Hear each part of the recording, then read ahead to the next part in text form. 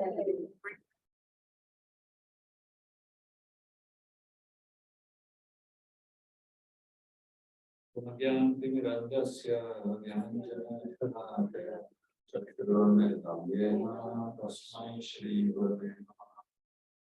Chaitanya Manavishtam Thavitam Yena Bhutale Suragopa Ramayam Thavi Swapalantikam Vandeham Shri Guru Devataha Namaprakalam Shri Guru Vaishnavamscha Shri Rupam Sagrajatam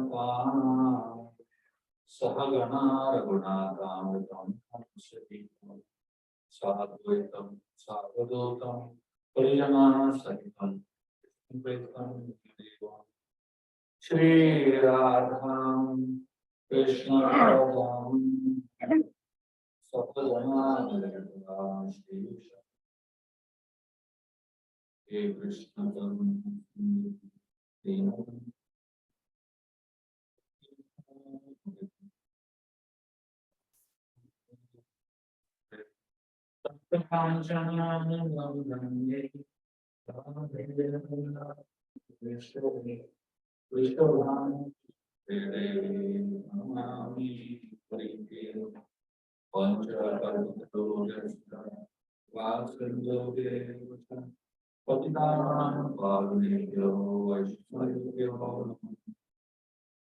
Jai Shri Krishna Chaitanya Guru Nityananda Shri Advaita Gadadhara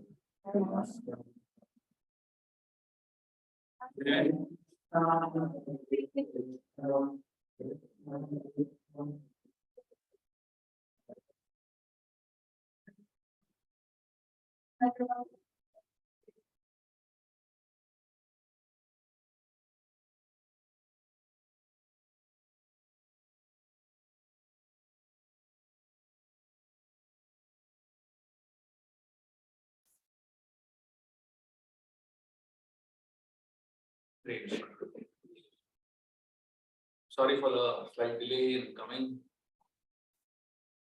Little under the weather. London has taught me in the wrong way. But hopefully I'll be able to do justice to today's session. Till what time am I supposed to speak? You are just after 12. Okay, great. Before I start speaking, I would like to know from all of you, how many of you all have heard any of my Ramayana classes? Okay, all of you all have heard. And I hope all of you all have idea of the story of Ramayana. Anybody doesn't know the story of Ramayana? Okay, good. Now I know what to speak.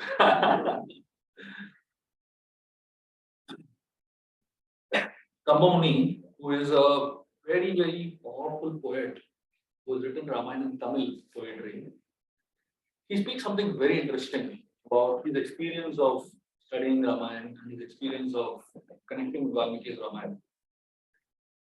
So he wrote the entire Ramayana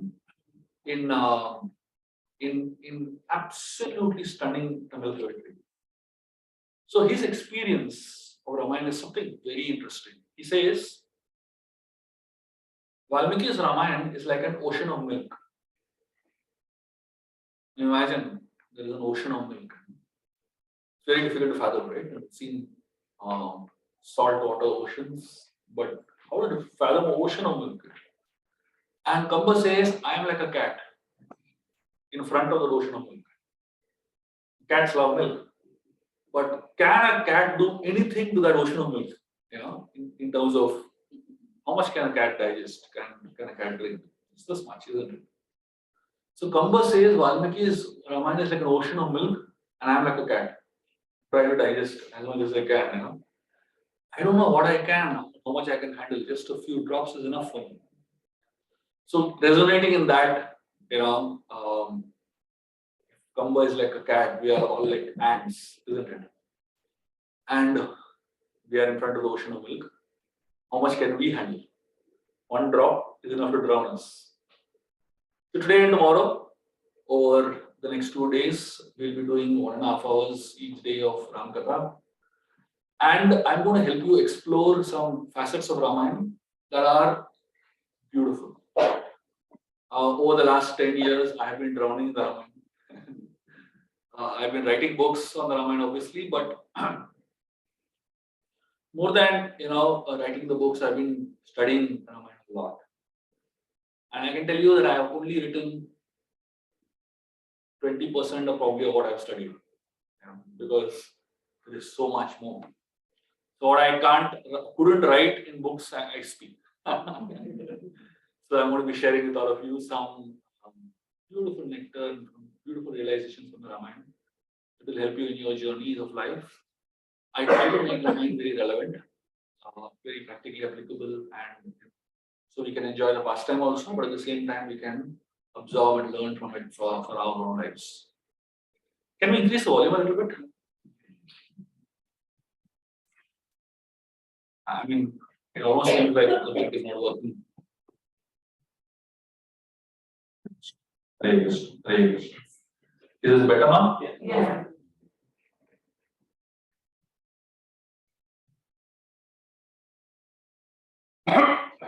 Let me begin with a very interesting story that kind of helps us understand the mood of Ramayana. When Lord Ram was on the shore of the Indian Ocean,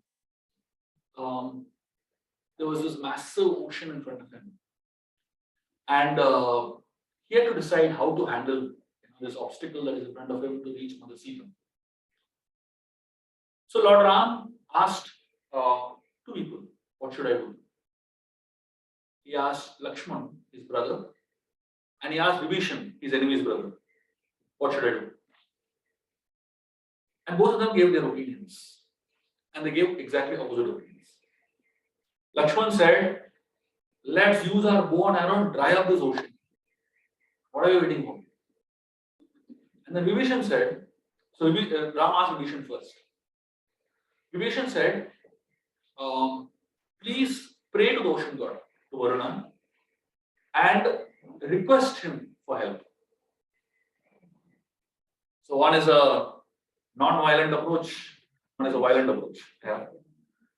So now two people who give two diverse opinions, how do you deal with it? So before Ram built the bridge, he built a bridge between two people. All of us, we are experts in building walls. But what relationships need is people who are expert in building bridges. Building walls means what? We separate people, right? Two different opinions, two different people. So we kind of create divisions. But building bridges is uniting. So Ram listened to both of them carefully. And he told them, I will follow both your advice. But I'll follow it in the order in which it is given. I'll follow first Vibhishan's advice for 3 days. And in 3 days, if Vibhishan's advice doesn't prove to be fruitful, then I'll follow Lakshman's advice. Ram has this very typical way of dealing with differences of opinion. I'll tell you 2 more episodes where such differences of opinion happened. When Ram was leaving Ayodhya to go to the forest. So he went to, obviously Kaikeyi, his stepmother, and Dasharath, they told him that he needs to go to the forest for 14 years and Bharat was going to become the king. So when that happened, Ram went to convey this message to Kaushalya, his mother. So when she heard the news, she asked him, did Dasharath actually speak it from his mouth? Speak these words from his mouth? Ram said no. So Dasharath didn't speak. Who spoke? Kaikeyi spoke. So Kaushalya is asking him, if Dasharath didn't speak, how is it the king's words? Ram tells Kaikeyi something very interesting. Ram tells Kaushalya something very interesting. Ram tells her, I am not following it because the king has told me. I have understood the spirit behind those words. I am following it because I know what Dasharatha wants me to do, what my father wants me to do. See, many times we catch people by the words they speak, right? It is this. But is it really sensible to catch people by words? But what is more important is to understand the spirit behind the words. So Ram tells Kaushalya, see, my father wants me to do it. Whether he has told me or not, that doesn't matter to me. What is his spirit? I understand that. Kaushalya says, "Okay, you are saying that you want to follow your father's instructions. I am telling you as a mother, stay. Don't go. Why don't you follow your mother's instructions?" So again, there's a conflict, two opposite things. Ram tells Mother Kaushalya, my dear mother, I will follow your instructions for sure. But let me first follow my father's instruction for 14 years. Because he gave that first. Then after I come back, I'll follow your instructions for the rest of my life. So, and then the third time is when Vibhishan was coming to join Ram's army. And the whole Vanara army, they were divided in their opinion what to do with him, basically. So when Vibhishan came with 4 people. He brought along with him 4 other Rakshasas.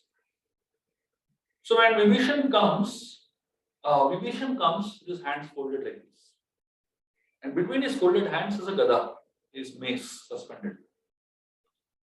So Vibhishan tells Sugriva and all of the Vanaras, I need to meet Lord Ram because I want to take shelter of Ram. Vibhishan is telling like this. So Sugriva looks at Vibhishan, tells him, sorry, Ram doesn't have time. He's busy. Typical bureaucratic approach towards dealing with enemies. So Vibhishan says, see, and Vibhishan says something interesting. He says, my dear Sugriva, I'm a demon. Vibhishan tells, I'm a Rakshasa. And Rakshasas' minds are very fickle. Right now, I feel like surrendering to Ram, let me surrender. 5 minutes later, my mind might change. Very interesting, right? If you look at it. So then Sugriva, he understands. Sugriva tells the other guys, the other Vanaras, he says, this fellow is very dangerous. So Vanaras are wondering, why is he very dangerous? So Sugriva says, he is holding a very dangerous weapon with him. So the Vanaras are thinking that the gada hanging in between is the dangerous weapon that he's talking about. So Vanaras are not able to understand how is it so dangerous. There are so many of us. Sugriva says that gada hanging is not the dangerous one. The dangerous thing is his folded hands. So he says, if anyone goes in front of Ram with folded hands, that's all. That's Ram's weakness. So Vibhishan has caught Ram's weakness very, very nicely. If he goes in front of Ram with his hands folded, that's all. Battle is lost. So Sugriva says this guy is very smart. And then Sugriva goes to Lord Ram and he tells him, he conveys the information. Sugriva goes and tells Ram, my dear Ram, Rama's brother has come. See, when you convey something, you should know how to convey it, isn't it? And you can convey the same thing in different ways. He could have said, your devotee Vibhishan has come. He could have said, Trijata's father has come. He could have said Hanuman's friend has come. He could have said the prince of Lanka. He could have said so many things basically. He chose to say Rama's brother has come. He could have said Vishrava's son has come. Vishrava is a great sage, right? He could have said so many ways to introduce the same guy, but purposely he says Rama's brother has come. Why? Just to instigate, just to get the context first of all in the wrong direction. And then what he is going to follow, Ram will obviously understand. So Ram, he looks at him and smiles. And Ram calls all the Vanara chiefs together. And he asks all of them questions. Ram asks all of them, listen to the question carefully. Again, this is building bridges. So Ram is asking all of them, can I give shelter to Vibhishan? He says, can I give shelter to Vibhishan? And he says, I want all of you to speak. Give your opinion on it. So Sugriva speaks first. He says, according to me, he is the brother of our enemy. And brother of our enemy coming to our camp is very dangerous. He has already left his brother. How can you trust him that he'll be loyal to us? Ram looks at Sugriva and smiles. Why? Sugriva did exactly that, isn't it? Sugriva also left his brother. But human beings are very subjective in the way they look at things. They look at situations of life always from somebody else's perspective, never from their own point of view.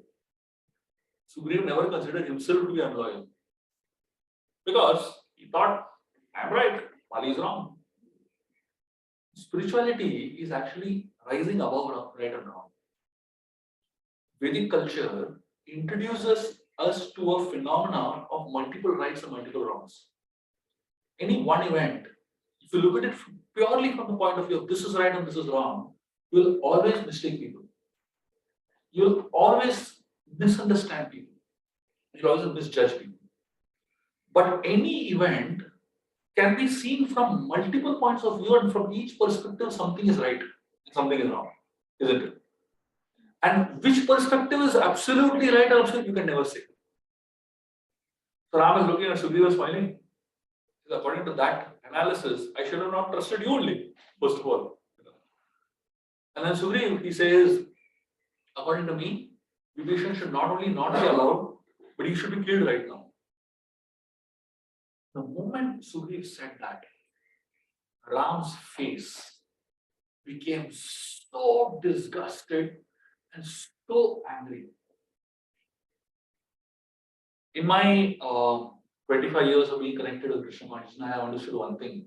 And I have observed also something common among great devotees. Whenever you tell them anything bad about another devotee, they get very disturbed. I don't know if you all have experienced that, Unfortunately or fortunately, whatever you can say, I served with Raghunath Maharaj very closely on many occasions. I've organized many events for him, across India, organized book launches for him, and did so many things. I'm saying unfortunate because being a manager with Maharaj is not easy. I don't know if any of you all have experienced that. So, when you see the devotee angle and the sweet dealings and the sweet loving exchanges and all, that's wonderful when you connect with him in a non-managerial way. But the moment you connect with him in a managerial way, it's a very different, approach, basically. So, being a manager, many times you may have to find faults with something. We might have to, tell him mistakes or tell him some kind of shortcomings, and tell him this is right, this is wrong, and all that. Whenever I have done that, I've seen disgust on his face. I'm speaking it because I know he should hear it, but I've always observed his face, disgust. At the end of the whole discussion, I will come out, I would feel so bad. Why did I even say that? I mean, I had to say it as a manager, but from a devotee perspective, I could see the disgust on his face. And I slowly started realizing this is common phenomenon among anyone who is absorbed in Vaishnavism, absorbed in spirituality in depth. So here, the moment Sugriva says, kill Vibhishan, Ram's face was angry, red. The Vanaras were standing there, none of them had seen Ram getting angry. None of them had ever seen Ram getting angry. The moment they saw Ram getting angry, they said, you can say anything except this. So after that, many people gave their opinions, but each of them, none of them said we should kill Vibhishan. So one person said we should observe Vibhishan and understand his intentions. Somebody said we should do an interview with him, ask him many questions, because in questions, his intentions get revealed. Some of them said we should give him a task and see how he does the service. In the service, his intention get revealed. So people kept saying different things. And finally, Ram asked Hanuman, what is your opinion? Hanuman gave him a very interesting perspective.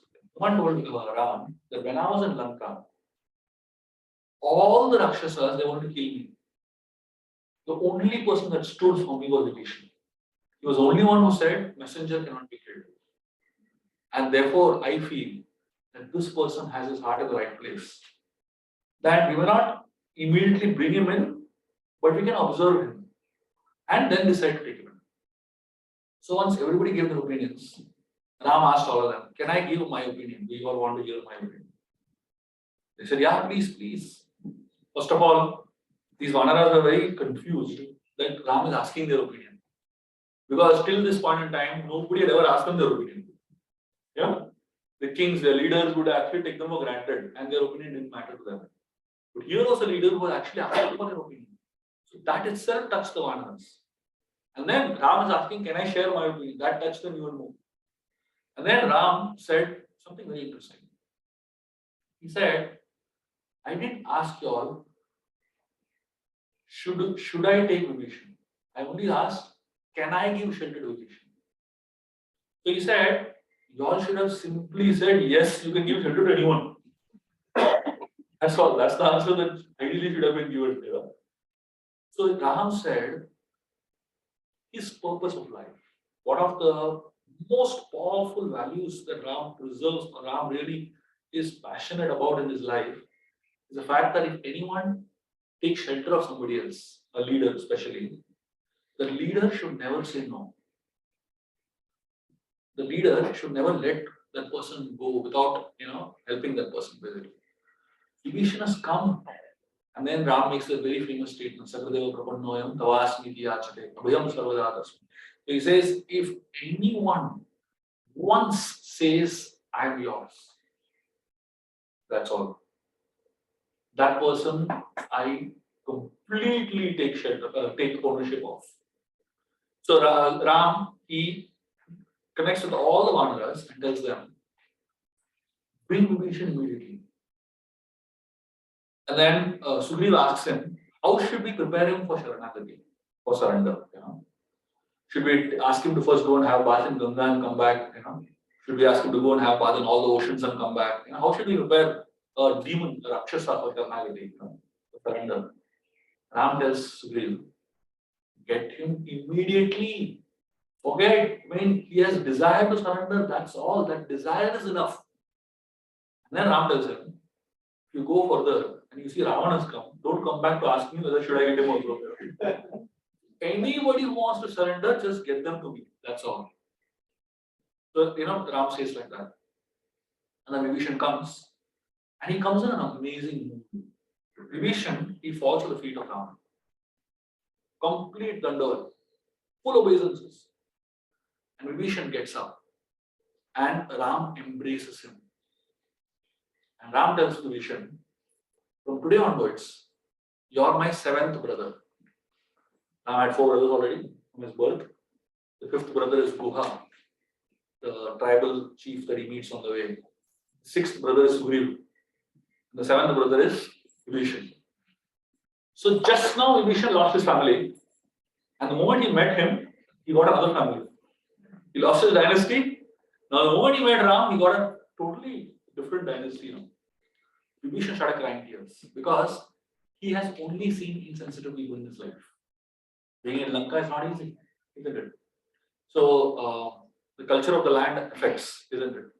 Every country has its own flavor of the way people deal with you and the arrogance level, etc. of people there. So Lanka is the flavor of Lanka is arrogance. And here, an insensitivity. Here, Vibhishan seems so much of love and affection. The first meeting, Vibhishan's heart smells. Vibhishan folds his hands and folds his legs. And this is something very interesting that the Shiva Vaishnava Acharyas talk about. What is the meaning of surrender? Sharanagati of surrender means two things. Folded hands. When you go in front of God and you fold your hands, what does folded hand means? In Sanskrit, it means akinchanatvam. The word akinchan refers to somebody who doesn't have anything with him. Go in front of God, you don't give your visiting card. You don't talk about your bank balance. You don't talk about how much you have. You go in front of God with folded hands means I don't possess anything. That's the mood of surrender. That's the mood in which we should approach God. And the second thing that Vibhishan does, there are two Rakshasas with him, four Rakshasas, right? Two of them are, their hands are folded. And the two of them, their legs are folded. I don't know if any of you have gone to South India, you'll find, when people pay obeisance to South India, they fold their legs at the back. Folding of the legs indicates the second element of surrender, which is Ananya Gati. Ananya Gati means I have no other place to go to. I have nowhere else to go to. When your legs are folded, you can't walk, isn't it? The folding of the legs means I can't go anywhere else. See, people in this world have a lot of options. And they like to have a lot of options. If this process doesn't work, I'll go here. If this Baba doesn't work, I'll go there. If this God doesn't work, I'll go there. So people keep a lot of options open. But surrender means that you close down all your options and you focus on one. So here the idea of Ananya Gati means I don't have any. In Vibhishan's life, literally he had no other place to go to, isn't it? He left his home. He was kicked out of his house. He can't go back there now. After saying so many things to Ravana, he can't go back there. So he closed all his doors and came. The problem with us is that we leave many doors open. Thinking that what if this doesn't work, I'll go back there. Spirituality means first you close all doors and then figure it out. It's not that at the beginning of your spiritual life you have figured out everything. Obviously, there's a lot of ambiguity. That's what spiritual life is, isn't it? It's a lot of ambiguity. But in spite of the ambiguity, we have confidence that no matter what, I'm not going to get anywhere. I will figure it.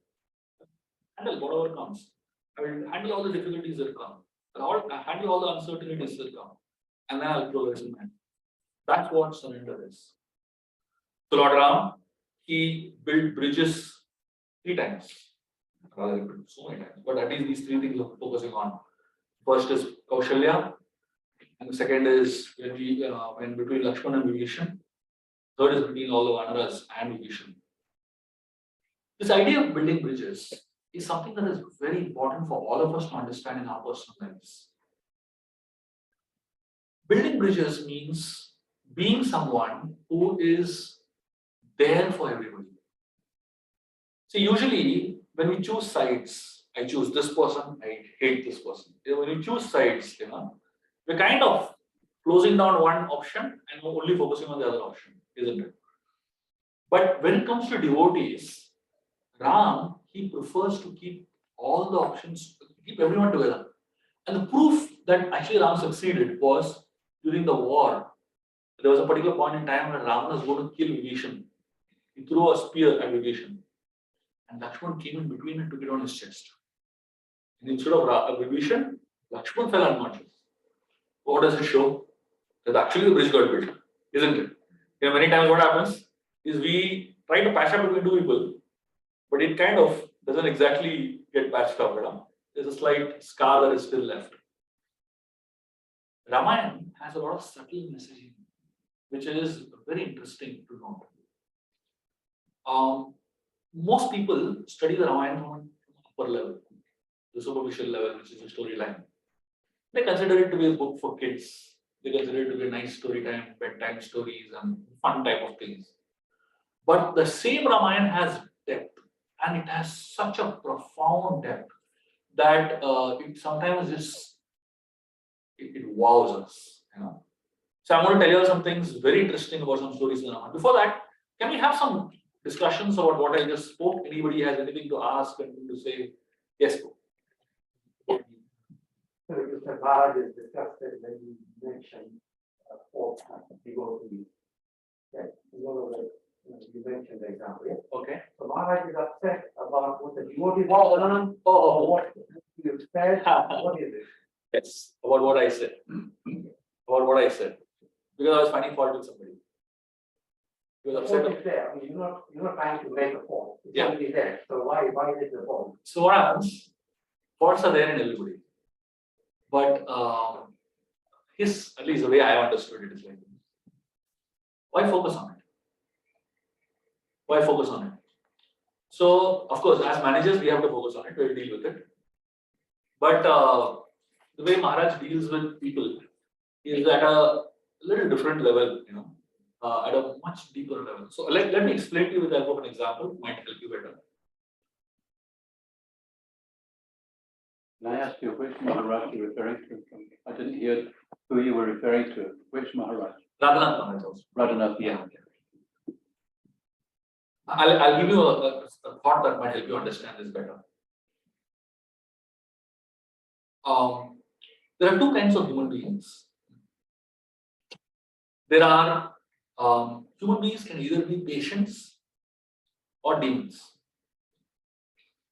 There's a big difference between being a patient and being a demon. What do I mean by that? Let me explain. A demon is someone who is out to exploit. Demon is someone who is out to take advantage of you. Demon is someone who has bad intentions. But in our entire life, how many times do we really come across demons? Very rare, isn't it? Of course, we do. It's not that they don't exist, they do. But we don't come across them too much. Mostly, we come across patients. And who is a patient? If you go to a hospital and see someone having cancer, so many things are happening in their body, and it's really. Now, a person who is with cancer, that person will take some time to get over it, isn't it? Though he's in the hospital, though the treatment is on, but the process of curing will take time. Sometimes it takes years, sometimes it takes a lifetime of treatment. And somebody who goes with a cough and cold, they get cured easily. So ISKCON is like a hospital. A lot of patients. Some patients have cough and cold, some patients have high level of cancer. Now, the interesting part is whether you have cough and cold or whether you have cancer, the doctor always deals with you with kindness. Imagine if the doctor starts getting upset. If the nurses start getting upset with the patient who is really in a bad shape. What hope will the patient have? Isn't it? So when I look at Maharaj and his dealings and the way he looks at things, that I feel that's the way he's looking at it. Yeah. So when we present the situation to him, we are saying that this was a demon. But when Maharaj is trying to look at it, he's saying this was not a demon, he's a patient. A patient will behave badly, So I would say that is a more evolved way of looking at right and wrong also. Makes sense? Yes. So that anybody who came to Sharda immediately to accept it. So in this point, if you want to surrender to a guru, there's a very elaborate step, especially the manner, where you have to put partner sheets, you have to do worshiping. Okay, and again, Srila Prabhupada never did that. That's what please can you sort of elaborate on that? Yeah. So there are two types of surrender. There is an organizational surrender, and there is a heartfelt surrender.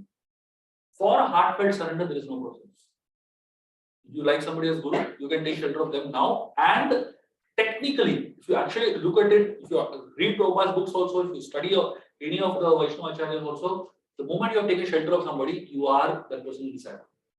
It's the Saranagati and the shelter happens in the heart. Then the process, which is an organizational initiation process, it's a formal process. It has its own rules and regulations, it has its own ways of functioning. That takes its time, basically. Both are important. Without any formal acceptance by the guru. See, the moment you take shelter of a guru, the guru has accepted you. That's the reality from a spiritual point of view. The formal diksha takes its time. But the day you have taken shelter of a spiritual master in your heart, that's all. You are initiated. You are his desire. That's all. The process of surrender is always heartfelt first. The organization has its own process, which we can't do anything about, and we shouldn't do anything about also. And the process is for a reason, which is very important also. So we have to follow the formal process. But that doesn't stop your spiritual progress. That doesn't impede your spiritual progress, and that doesn't impede your connection at all. That's my humble understanding. Yes. You have a question, Tom? No, I think that I'm just saying thank you for your answer. Yes. Hare Krishna Prabhu. You emphasize that building bridges is very important. It's a very worthwhile ambition to have that, but sometimes in practice it doesn't work. Obviously, this is a pillar of Vaishnava dealings. Could you perhaps expand a little more as to how to overcome obstacles which will prevent us from building bridges?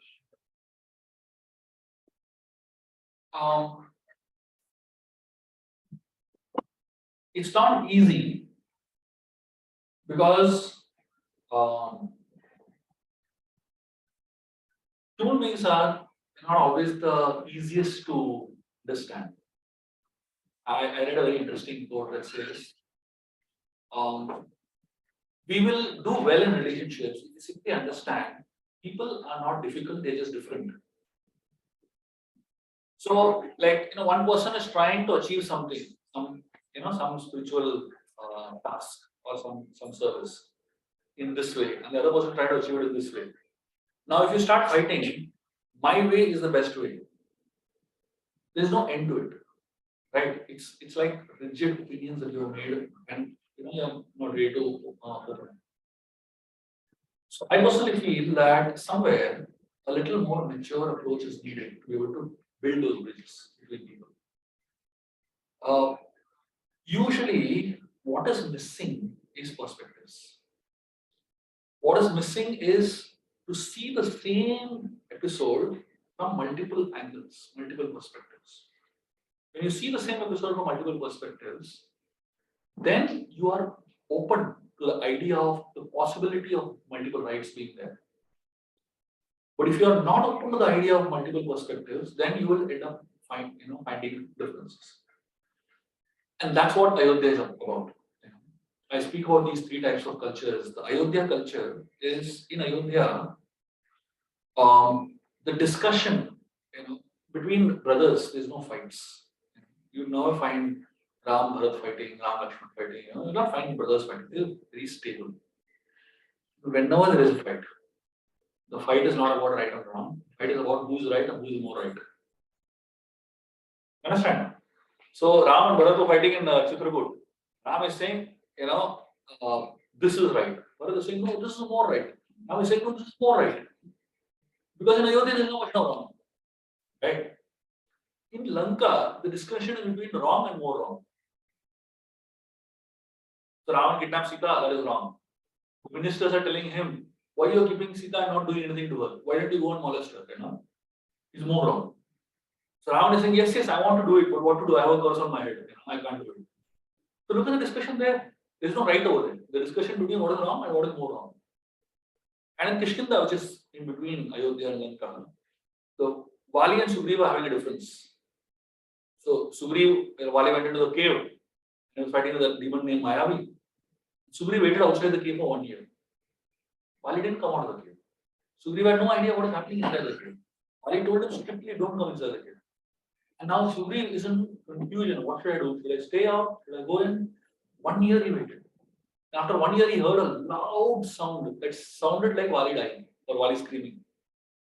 So Sugriva got scared. He closed the mouth of the cave, thinking that demon is going to come out, and then he will kill everything. And Sugriva went back home. And Vali comes out.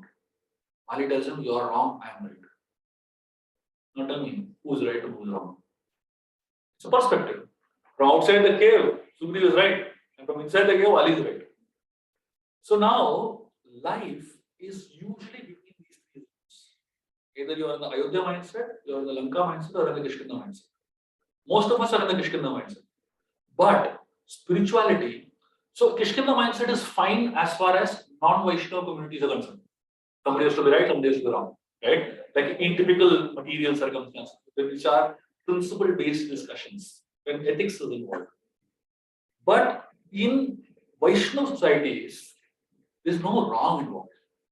Right? Like say, for example, if somebody says you should serve rice, dal, sabji in this order. Somebody says, no, serve sabji first, then rice and dal. Which is right, which is wrong? It's perspectives, isn't it? So it's about what is right and what, it's not about right and wrong, it is about right and wrong. Right? So usually, because Vaishnavas don't understand it, they bring in the word wrong in between. That's when the whole discussion goes in the wrong direction. So between the Vaishnavas, usually that wrong word should not be there. What is there is what is right and what is more right. And typically, what happens is that all the angles, all the ways of doing it are all wonderful ways. Just perspectives are different. So I feel that what is missing in devotee communities many times is the maturity of seeing it like this. And that's the way I look at it. Make sense? I guess so. Hare Yes. Krishna. So Ram Bhagwan was asking the monkeys about the different perspectives. So when we have those different perspectives from devotees, for example, when do we know what Ram Bhagwan might want us to do? I'll tell you a story. What's the question? The question was, when there are different people giving different perspectives, how do you know what does Ram want us to do? This is a very beautiful story. This is not Ram Lila, this is Krishna Lila. One time, Krishna was in the forest with his friends and they were playing hide and seek. And then Krishna told his friends, I'll go and hide. You find me. Imagine if God tries to hide, who can find him? Impossible to find God, right? So Krishna went and hid. And in a matter of a few seconds, the four friends found him. Krishna was amazed. He said, how did you manage to find me? The yogis in the Himalayas are trying to search for me for lakhs of years. They still not able to find me. And then the friends, they had a very interesting way of finding Krishna. They saw that there was no clouds in the sky. But they saw the peacocks were shouting and dancing like anything. And then they saw the direction in which the peacocks were looking. And they found Krishna's body, That's how they found Krishna. So the Acharyas give a very interesting purport to this story, which is my answer to your question.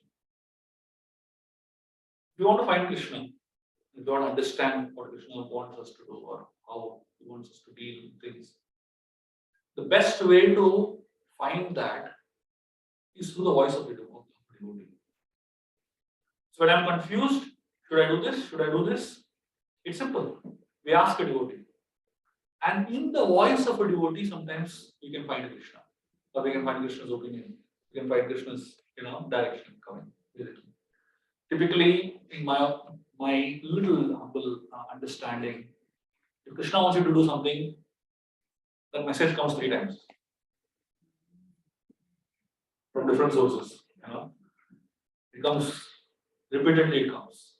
That's when you know this is what Krishna wants you to do. Okay.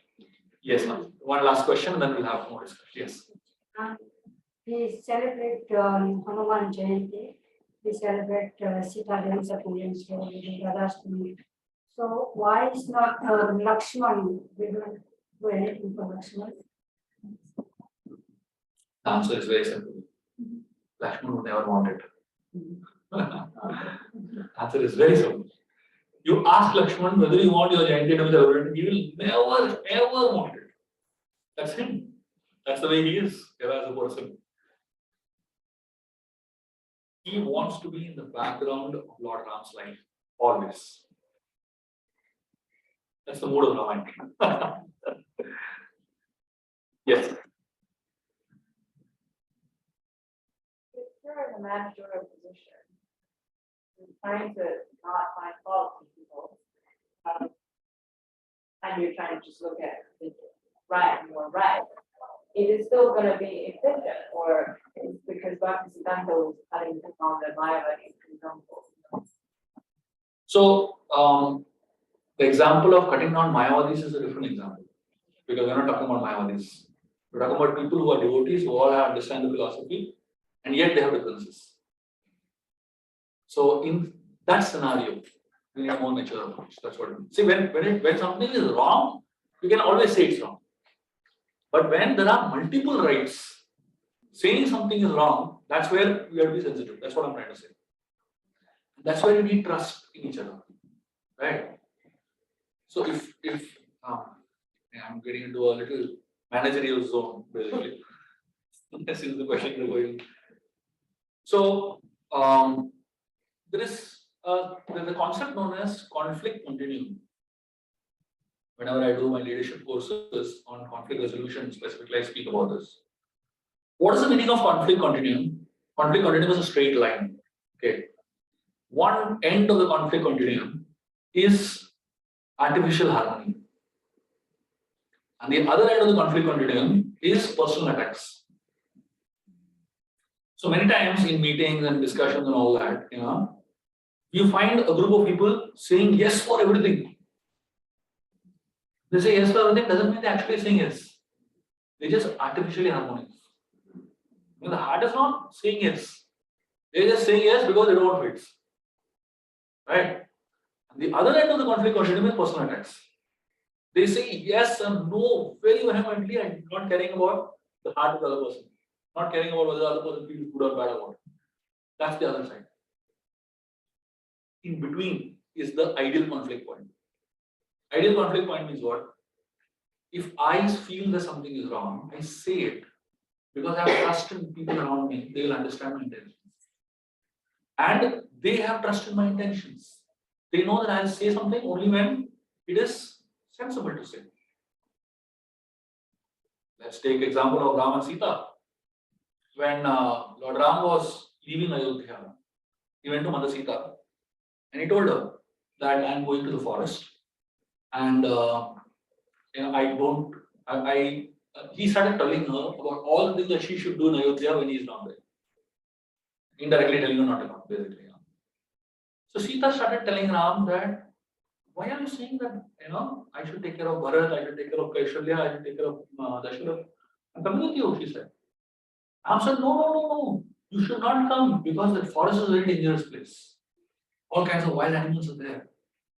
Sita tells Ram, when I was a small child, my mother called an astrologer, a lady astrologer. This lady astrologer predicted that I'll go to the forest 2 times in my life. So she tells Ram, I don't know whether you are going, I'm surely going to. And Ram tells her, you think forest is a picnic spot? You think that you go to the forest, there'll be beautiful ponds of lotuses. In those ponds of lotuses are crocodiles. And then you go to sleep in the night, the sound of waterfall is so loud that you won't get a moment of sleep. And then Ram says that, the roar of the lions will create fear in your heart. When Sita hears all these words of Ram, then she speaks something that really.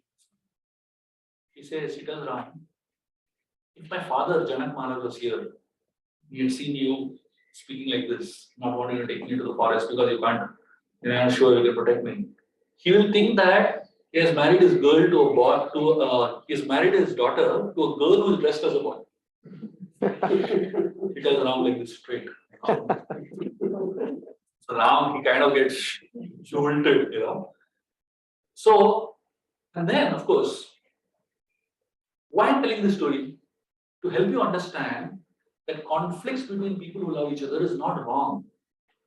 If they are in that ideal conflict zone, and that ideal conflict zone is possible only when you have trust in each other. Right? You have trust in each other's intentions. And therefore, anyone who's working in a managerial capacity together in any organization, whether spiritual or material, first you have to spend time doing trust building exercises. If you're not going to spend time doing trust building exercises and directly you're going to get into services and getting into engagements, 100% it will lead to either personal attacks or artificial harmony. It will never reach the ideal conflict point. And ideal conflict point is the point where healthy communication happens, healthy relationships happen, and healthy work gets done. Make sense? Okay. So now I'm going to tell you all something very interesting from Ramayana again. And this time it's a little different flavor. We'll get into some mind space, how the mind works. So in Ayodhya, when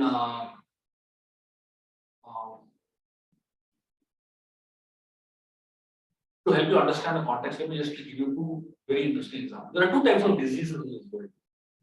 There are physical diseases, there are mental diseases, right? So all of us went through a pandemic, we saw so much of physical disease. Not all physical diseases spread rapidly. Some physical diseases spread rapidly and some don't. But all mental diseases spread rapidly. isn't it? So let me give you an example. In Ayodhya, first, in the beginning of Ayodhya, can't even see, everyone was mentally stable and mentally peaceful. There was only one person in Ayodhya who was mentally having a disease, and that was Mantra. So Mantra had a mental disease. What is a mental disease in her mind? It was envy. She had envy. The nature of mental diseases is that if you spend some time with somebody who has a mental disease, you will get it. You spend some time with somebody who loves gossiping. 2-3 hours, you will become also very good at it. You spend some time with somebody who is very, very critical and very, very, vicious. You also get it. You spend some time with always complaining. Only you also start complaining about life. Isn't it? The nature of mental disease is that when you associate with somebody who has it, it rubs on to you quickly. So in Ayodhya, Manthara was the only one who had a mental disease. And she went and spent a few hours with Kaikeyi. And after the few hours that Manthara spent with Kaikeyi, what happened? Kaikeyi also got it. She got infected by the mental disease. And what are the proofs that she got infected by a mental disease? She went into a room which is known as Kopa Bhavan. In the palaces of those days, there are rooms for different emotions. If you want to laugh, there's one room. As soon as you go in the room, you feel like laughing. If you want to cry, there's another room. As soon as you enter the room, you feel like crying. All kinds of strange feelings come. So Kopa Bhavan is a sulking chamber. So it is created for when a queen is upset, sad, she wants to cry, she goes there and she cries. So now the Kaikeyi got affected because she was sitting in Mantra so much. She went in, she started crying like anything. Then Dasharath Maharaj comes in sometime. So what she does is she makes the entire palace dark. No lights. Usually when Dasharath comes to Kaikeyi's palace, every time he comes, he has seen the palace beautifully decorated. But today, it's dark. Why?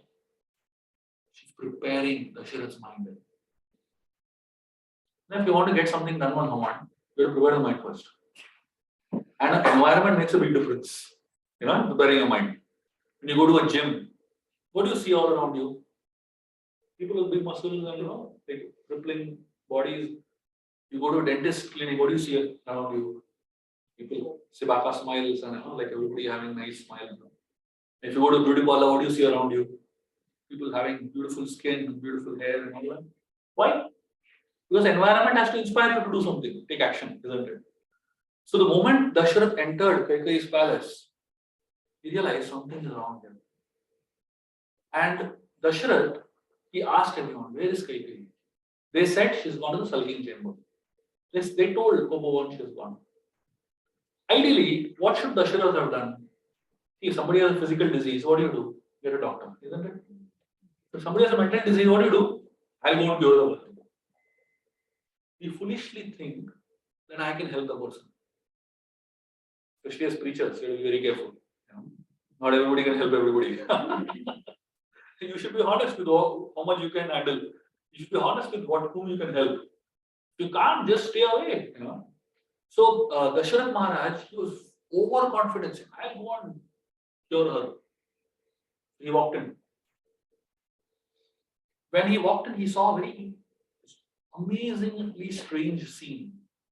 Here's the queen of the land, the most beautiful queen of the land, lying on the floor.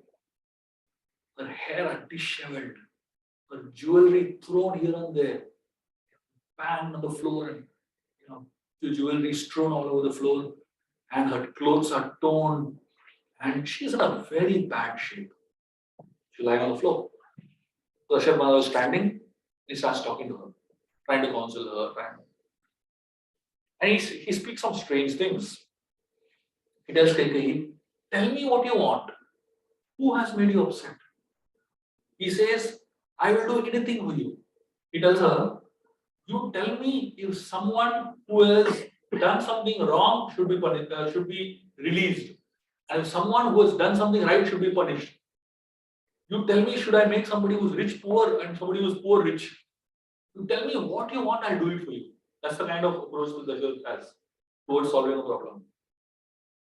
So when you want to help someone who is mentally disturbed, pampering is the worst thing to do. Isn't it? Pampering is the worst thing to do. It sometimes makes it worse. So Dasharath here is trying to pamper and try to get her out of this sulking without understanding what her problem is only. And then in that conversation, the conversation lasts for like 10 minutes, 20 minutes, you know. In 10 minutes of the conversation, something amazing happens. So when Dasharath entered, who was sick mentally? Kaikeyi was sick, right? Mentally, she was lying down and he was like sulking and all that. In 10 minutes after the discussion, Dasharath is lying on the floor, Kaikeyi is standing. So now, Dasharath is crying, is falling at her feet, begging, he said, please, please, don't do this. Complete role reversal. So now who is sick? Dasharath is sick. This is the nature of mental diseases. The nature of mental disease is that whoever is having this mental disease, you associate with the person too much, then you will also get affected, unless and until you are really knowing how to deal with it. So now Dasharath is completely affected.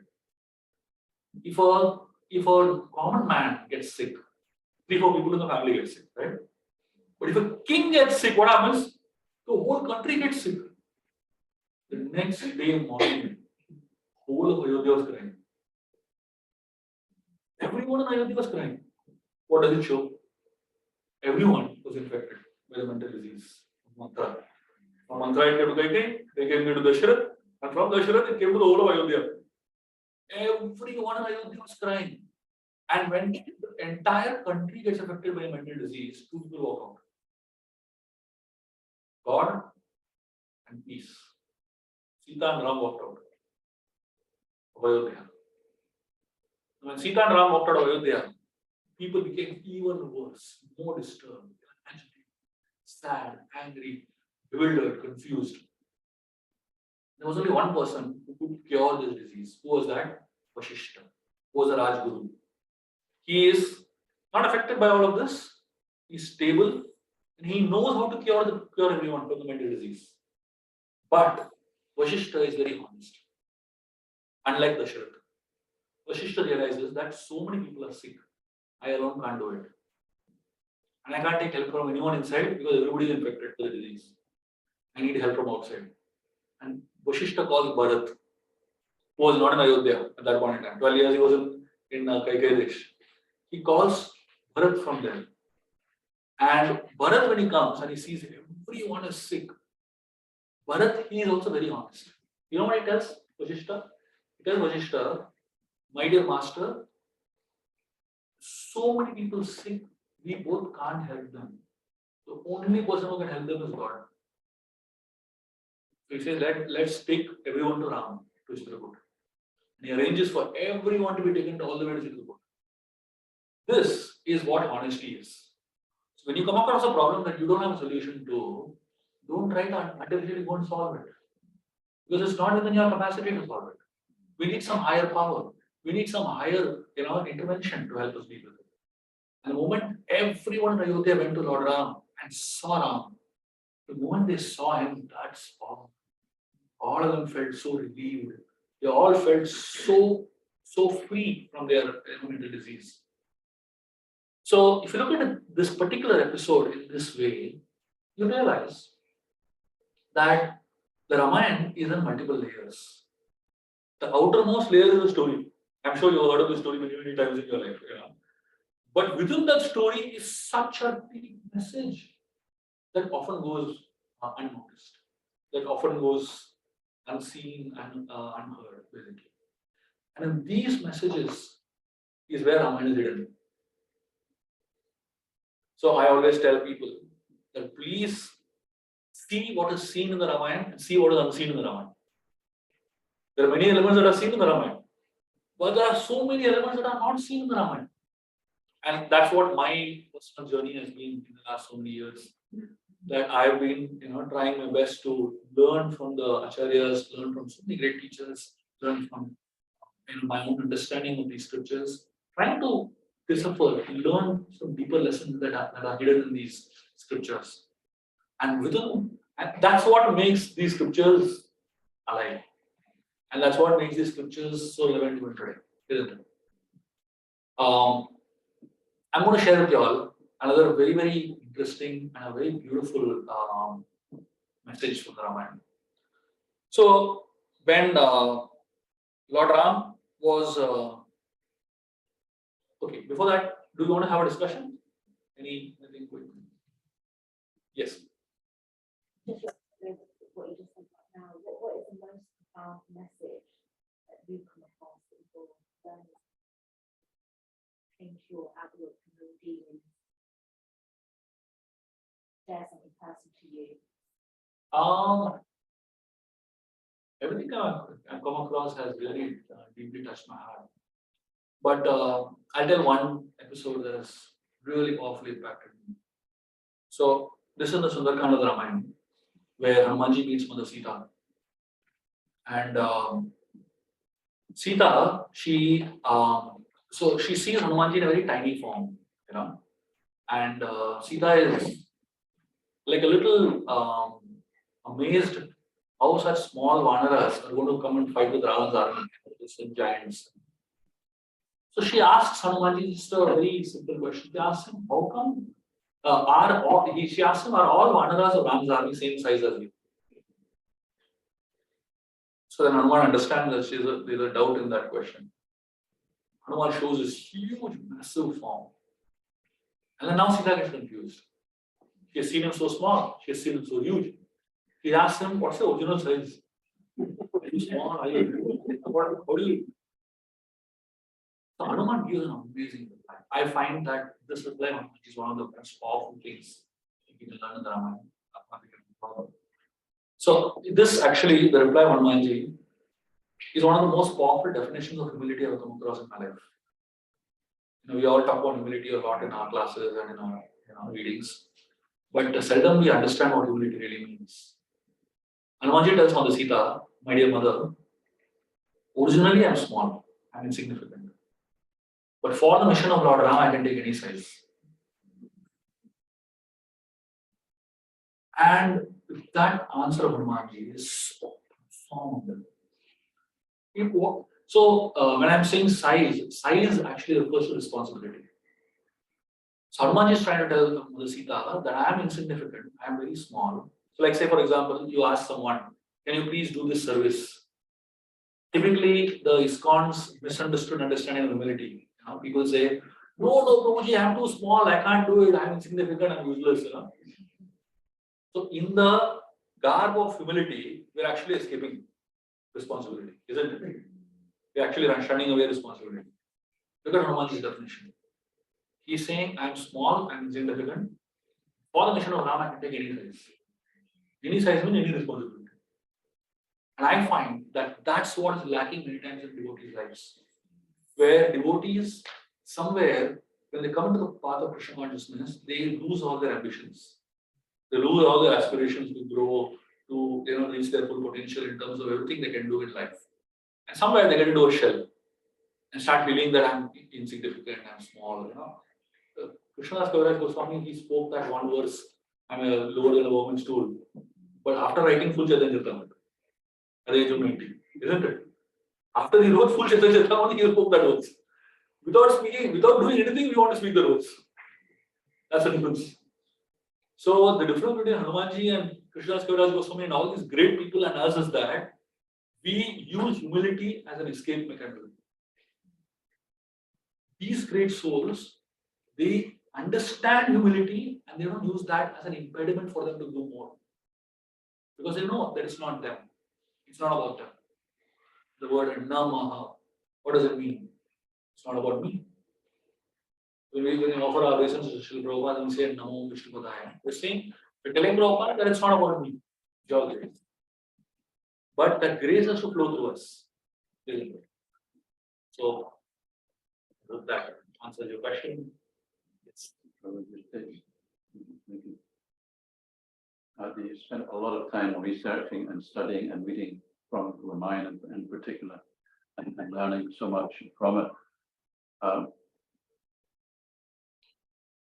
you talking about reading on your own? Or are you talking about reading with others? Are you talking about having interaction with others while you read? Or when do you find that your reading is most effective?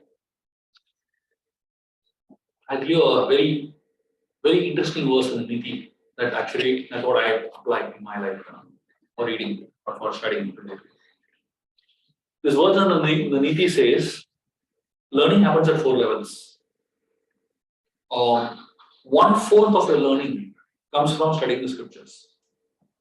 1/4 of learning comes from reading scriptures, reading books. 1/4 of learning comes from contemplating what you read. It's called Mananam.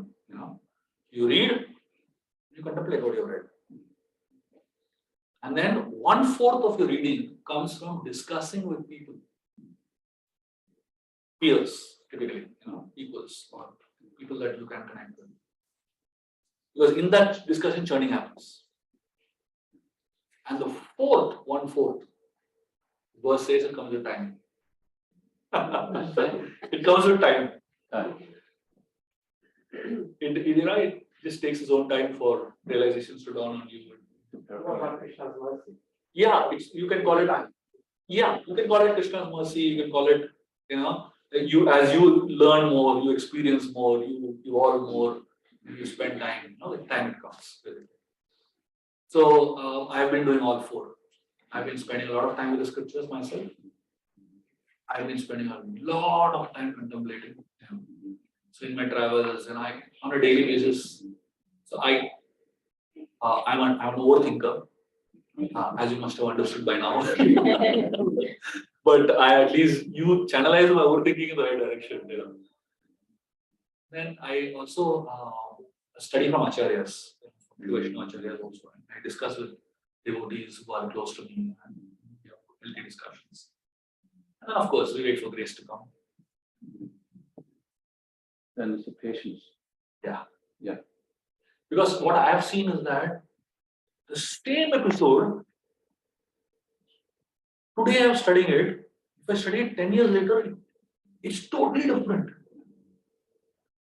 I never thought of it in a particular way. So that's, of course, what I've also seen is that when you serve great souls, the blessings of great souls is what helps you get realizations. So fortunately for me, I've been really blessed to have the fortune of serving really wonderful great souls in my life. And I continue serving till this day. And I personally feel if there is any qualification of me to study and understand scripture, it's coming from that. Long may it continue. Long may it continue. Krishna, Yes. Yes. Okay, very good question. You want to one of the things today. But in this talk, we just look at the Gita, I know this stuff. Very rarely do we actually have discussion about the Ramayana. Why is that? They're reviving it.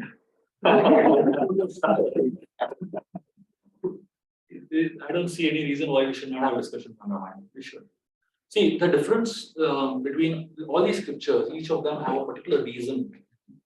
And all the reasons are, like, for example, Mahabharata teaches you how to live life, the art of living. The Ramayana teaches you how to lead in life, the art of leading. Bhagavatam teaches you the art of dying, how to perfect your life.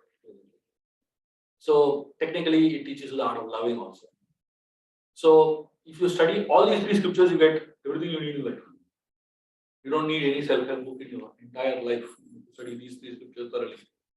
So Bhagavatam has been the highlight of this con, because our focus has very heavily been on afterlife. Right? So while afterlife is very important and is foundational, I feel that we also need scriptures that help us live in this world effectively. Just 1 second, I'll take it. I just wanted to know, did the residents of Ayodhya and Lord Ram's close associates, they know that he was Bhagavan, or they were looking at him like their prince. So the entire Ramayana, you will hardly find, I would say never, the 3-4 episodes, but you will hardly find any divinity that Ram exhibits. Because that's not the purpose of his incarnation. The purpose of his incarnation is Anushthan Pradan. He's come to teach us what an ideal human being is in this world. And because that's the focus of his incarnation, you will never find that the Ayodhyavasis or anybody, for that matter, recognizes him as God or considers him to be God. But they all love him. And the very fact that millions of people love one person and that person is able to reciprocate also, it shows that he's God. Most human beings leave somewhat dissatisfied, right? If you try to please somebody, you'll end up displeasing somebody, So that's my understanding. Yes.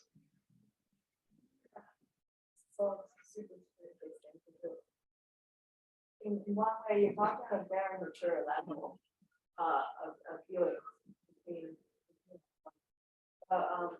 We're in an environment with mental disturbance, which is how you guys generalize it, it's just everywhere.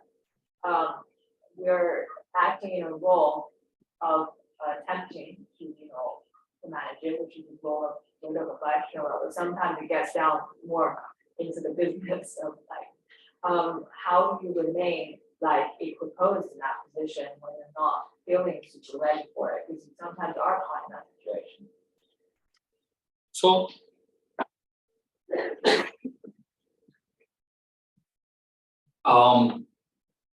in life, we don't find perfection anywhere. In all relationships, in all our dealings, on a day-to-day level, you find only imperfect people, isn't it? But if you go to a hotel, what do you see in a hotel? Perfect. Every day, coffee tastes same. Starbucks, isn't it? Every day, what is the taste of tea or coffee in your home is not predictable. That's home. Every day you go to a restaurant, the item that is cooked exactly tastes same as the previous day. You come to a home, never know what happens, different day, different mood, and So if you go to a hotel, you'll find the bed is perfectly arranged. You drop clothes somewhere and go, somebody folds it and keeps it by the time you come back.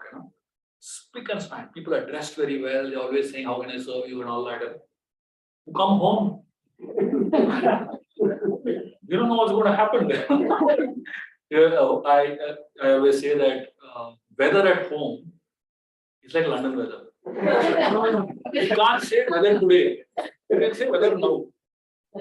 Right now, the weather seems okay. 5 minutes later, what happens, God knows. So that's what home is. Home is a place where never know. Suddenly somebody gets angry. Suddenly somebody starts laughing. Suddenly somebody totally unpredictable. So if it is totally unpredictable, that's a home, and that's what people love, isn't it? I mean, can you stay in a hotel all your life? 2 days, 3 days, you can stay. 5 days, then you get bored of the monotony of perfection, isn't it? So we are all imperfect people tending towards perfection. So Ramayana is about perfect people. But Mahabharata is about imperfect people. So what is life? Life is a journey from Mahabharata to Ramayana. So if you ask people, do you like Ramayana? They'll say, very difficult. You say, you like Mahabharata? Yes, yes. Family fights happen every day, isn't it? Everybody in the family is fighting with each other. So Mahabharata is a reality of life. Ramayana is a standard of life. So if you go to somebody's house, you see a big picture on the wall. Husband, wife, 2 kids standing, smiling, wearing nice clothes and all that. Do you see that in reality at home? Somebody is walking around in underwear, very shabbily dressed, and for some people, it's like a horror movie. You see them in reality. You can't see that picture. That picture on the wall is an ideal situation. Why do you put the picture on the wall? To show the world this is the level at which we want to reach someday. It's a reminder. That is the standard of family I want to have. But today it's not that. Today the inside picture is something else. If you go to a X-ray, and you do a X-ray of your full body, it's a very scary picture, isn't it? Bones and ribs and skull and all that. Have you ever seen somebody putting their X-ray on the wall? By inside picture, that they will never show. So what we are trying to say is simply that why we study Ramayana? It's ideal standards. If you don't study that ideal standard, where will you reach? That's why we have to study Ramayana. So it's not that today we will reach the standard, but let's aim very high. Let's aim at a very idealistic standard so that we reach somewhere close. If you start only with a very low standard, where will you reach? Isn't it? That's the reason we study these scriptures. Because the mood of these scriptures, they slowly get inculcated in us. And eventually we start living by the mood of the scriptures. Today I may be very far away. I may be very imperfect. But by studying these scriptures and trying to absorb these scriptures, we are imperfect people tending towards perfection. That's the journey.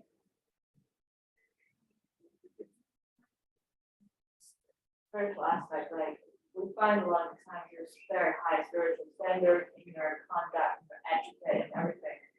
Being at the resident temple, and it can be very confusing, or I feel like I can't really reach that standard. So what is the thing that can help us along the journey of reaching that standard? What's certain things? I personally feel there are two things that are very necessary to help us reach the standard. One is an example. So if you see someone who's already practicing a very high standard, and it's like powerful, startling example, then you kind of keep observing and then learning a lot. And second is by serving the person who is just who's setting very good examples. So when we observe and serve, that slightly becomes a part of us. And if that's not It's available online nowadays. So if you don't find it anywhere close by, see, there is no dearth of great devotees in this world. There's no dearth. We are very fortunate today. The only thing Corona left us with is online Zoom platform. I don't know anything else was useful, but at least the connectivity, of the world over is so profound. So I feel that there are ways in which you can associate with devotees whom you feel inspired by. And first of all, spotting them, finding them is a challenge. And after that, putting an effort, trying to associate with them and observe them is a greater challenge. But both these challenges are not impossible to solve. It's pretty possible. Okay. Yes. Hare Krishna, thank you for your wonderful class. I just have one question. You mentioned the three scriptures, Mahabharata, Ramayana, and Bhagavatam, what they give us by learning them and reading them. Could you tell us, in your view, what Chaitanya Charitamrita, where that fits in and what that gives? Chaitanya Charitamrita is dealings. It shows us what good Vaishnava dealings are. So Chaitanya Charitamrita is like a PhD study on the scriptures, on Vedic culture. So the PhD is obviously not meant for everybody. We are right now at the Mahabharata level. PhD is a little far away for us. But by studying the Chaitanya Charitamrita, we start developing a taste towards what great Vaishnava dealings should be. We kind of get it's like an insight into the mood of Vaishnava. I think that one question. Yeah. You said people are not difficult, but they are different. So the thing is, when you try to bring a bridge between two different people, it might happen that during this process you might get caught mental illness by yourself.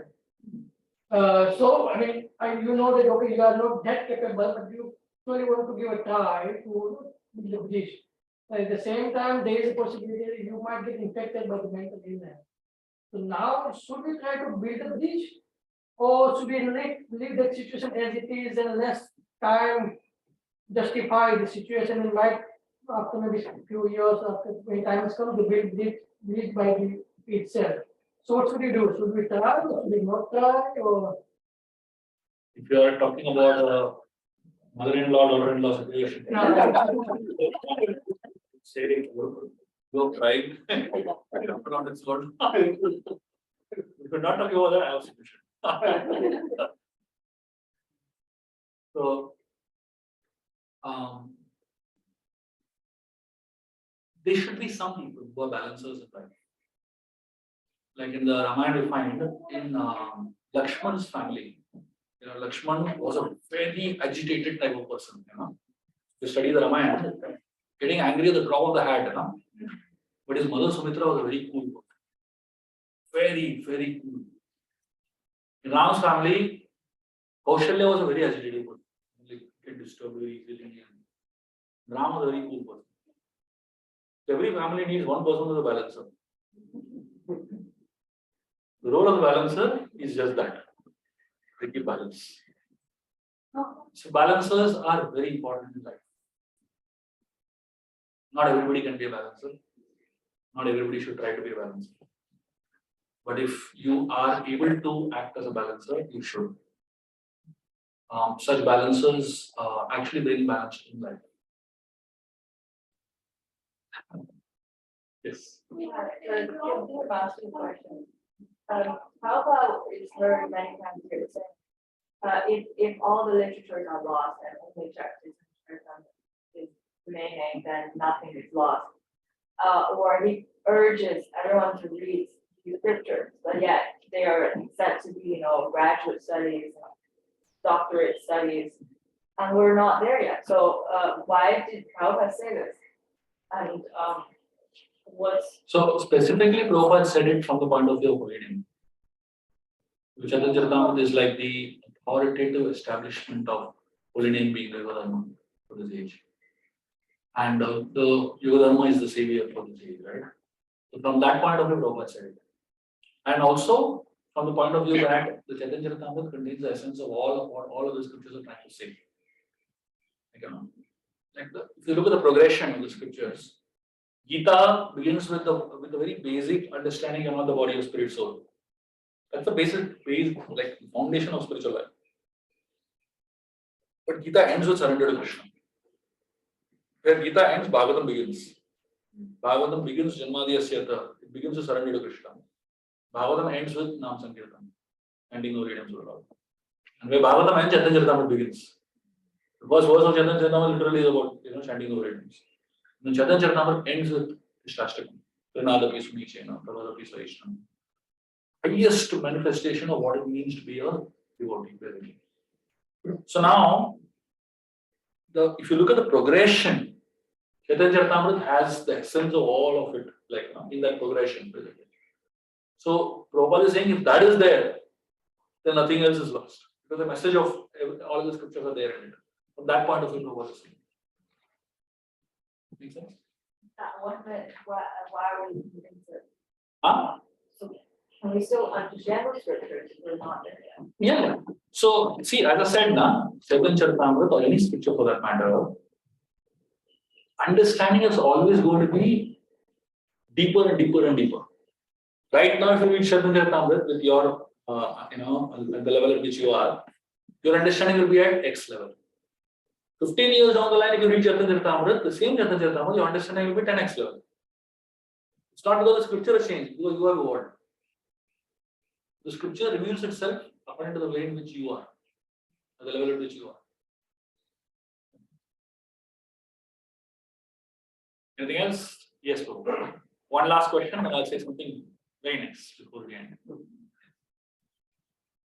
Thank you so much for your time. Just a small reflection.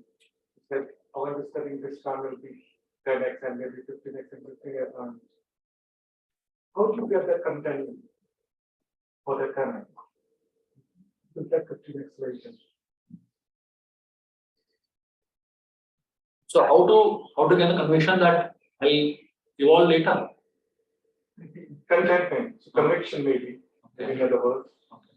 Because then you realize, oh, I've done my bit for this part of life, and then I'm moving to my next journey. Right. And See, you look for yourself. I mean, how many years have you been connected to ISKCON now? less than a year.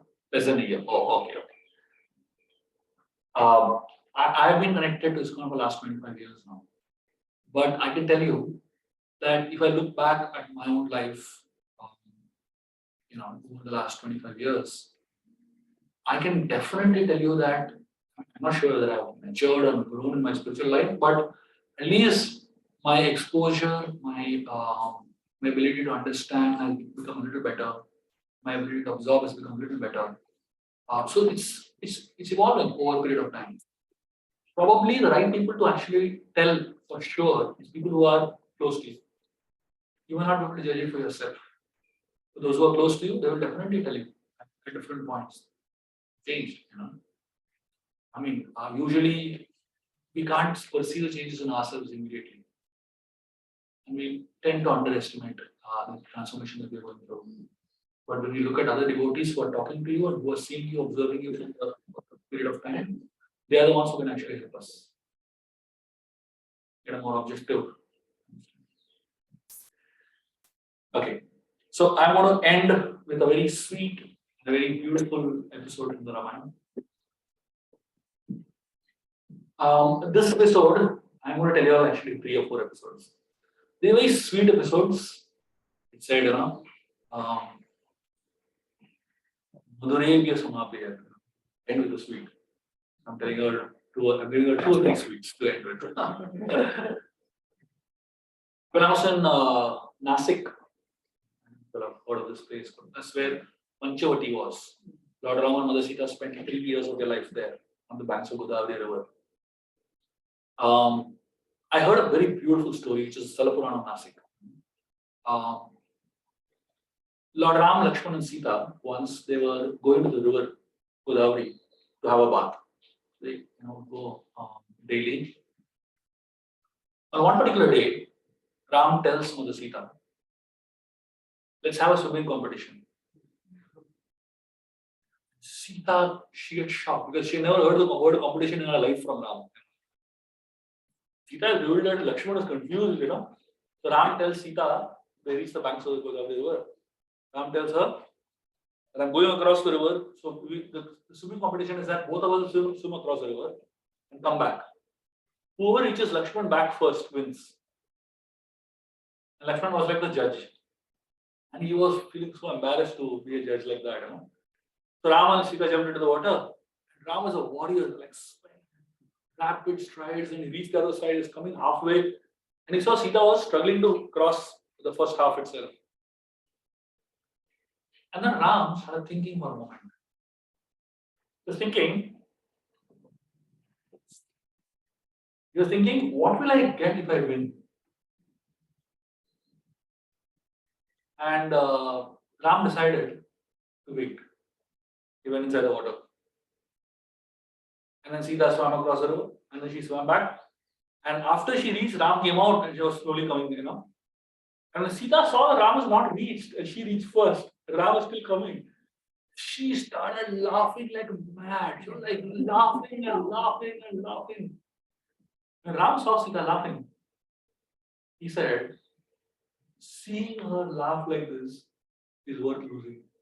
Worth losing for. So, this story is a very beautiful story that really talks about what relationships are and what meaningful connections are. See, Ram and Sita being in the forest represents a lot of uncertainties in our lives. We all go through uncertainties in our life, right? More or less, we are like in the forest only. Very unpredictable what happens next and what kind of dangers are there. It's a lot of unpredictability. But in that unpredictability, what makes life beautiful is when you can connect with people that are really important and dear to you in a way that adds sweetness, that adds a little bit of laughter, a little bit of positivity, a little bit of sweetness, a little bit of niceness into each other. And that is what makes life so beautiful. So there's one little episode on the Ramayana that really helps us think a little bit deeper, right? When Hanuman was with Mother Sita, Sita wanted to give Hanuman some proof that he met her. So she tells, I'm going to give you two proofs. One is a gross proof, which is a chudamani that she was wearing, So that's a like physical proof. But she said, I will tell you two stories. 3 stories, she said actually. And these stories nobody knows except the 2 of us. And then Sita told 3 stories to Hanuman. I tell you 2 of those. One time, Sita and Ram were together in Ayodhya, and some small argument happened between them. Difference of opinion, some argument. Sita got a little upset during the argument. And then Ram, somehow trying to pacify her, he rubbed off her vermilion, the sindoor on her head. He rubbed it off by mistake. Sita got really upset. She stopped talking to him. That vermilion is a symbol of her marriage with Ram. In her heart, it was like a more emotional thing. She stopped talking to him. 2-3 days, both are not talking to each other. And after 2-3 days, see,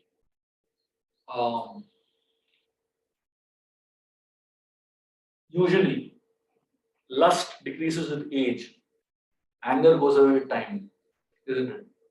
So anger went away after 2 or 3 days. How long will you be angry? You can't be angry with forever, right?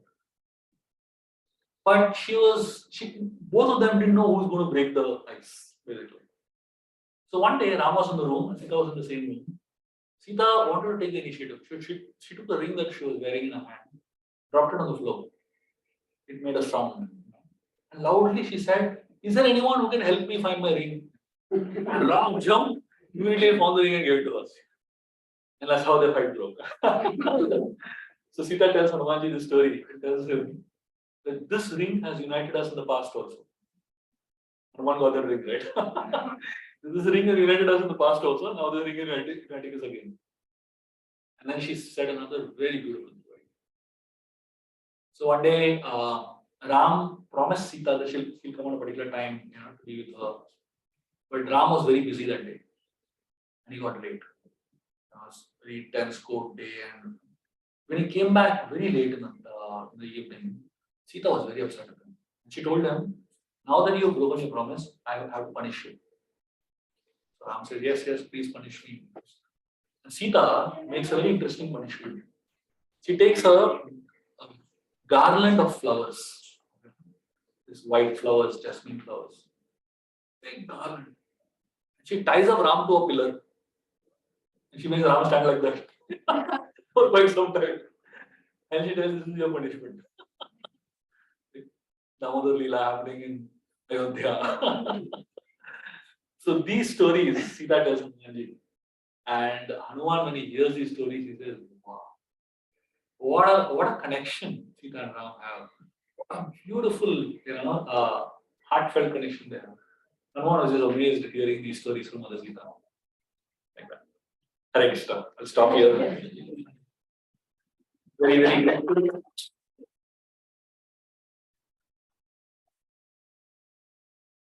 Very grateful to all of you for being here and for your enthusiastic participation. Hopefully, this is just the beginning. Tomorrow is another day where we'll have a lot of people coming in.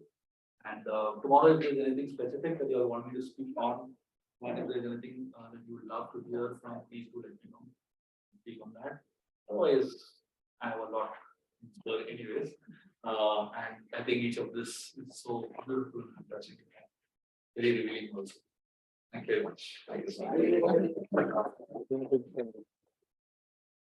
Let me just quickly introduce you all to my books. So a lot of people don't know what I have written. They've written almost 35 books now, and so it's kind of difficult to keep track. So I'll make a very quick introduction to my books. You can just give me one book of each. So I wrote a 6-volume set on the entire Ramayana. So this, just the way I've been speaking, that's the way I've been writing also. So if you like what you all heard just now, you must get the 6-volume series. It's something that youngsters love. It's something that even older people love. Something that everyone loves. It's just the flow of the entire Ramayana in 6 volumes. It's called Ramayana, the Game of Life. And along with the storyline, this is the set. These are 6 volumes of the Ramayana, the Game of Life series. So it's something that I highly recommend all of you to have. It will good reference point. It's a good novel. It reads very fast. But each book has at least 200 to 300 lessons you can learn for your life from the Ramayana. This book is a very sweet book. It's called The Little Blue Book on Krishna. And this book has stories on Krishna Leela, which are magical. These are stories that I've heard from some Rajvasis. Amazing stuff. You will cry, you will laugh, you will enjoy a lot. This is one of my latest books is called Career to Happiness. This is for anyone who's looking for workspace happiness.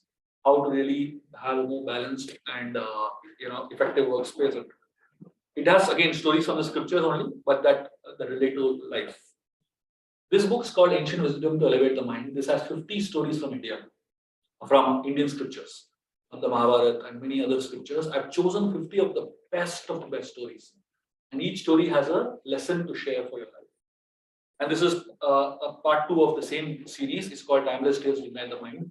This has 50 stories from India. These are not from the scriptures, but these are from stories like Tenali Raman, Vikram Betal. And again, each of these traditional stories from the folklore of India teaches you all things you can learn in life. Of all the books I'll write, this will be my best book ever. It's called Open-Eyed Meditations. This is a book that everyone must have. It's an amazing book. There's a collection of 64 chapters. Each chapter talks about one aspect of life seen through the lens of Ramayana and Mahabharata. So many devotees across the world I know of use this book almost like a guidebook. It's on their table all the time, and they open it anytime they go through any situation of their life. One chapter has a solution to it from the Ramayana and Mahabharata. And this one is called Hanuman Chalisa. So this book is a book on the Hanuman Chalisa. Every word of the Hanuman Chalisa explained through stories. So if you are a fan of Hanumanji, this is a must-have to have. This book just recently became Amazon #1 bestseller in India. And finally, this one is a book of illustrated Ramayana for children. So we have a few other books also, but you can have a look at that. These are my main books. I would love for you all to get copies of these books, and it will really benefit you all. And these are 2 children books, full-color children books, super illustrations. So children definitely should have copies of this book. Okay. Thank you very much. See you tomorrow. Thank you.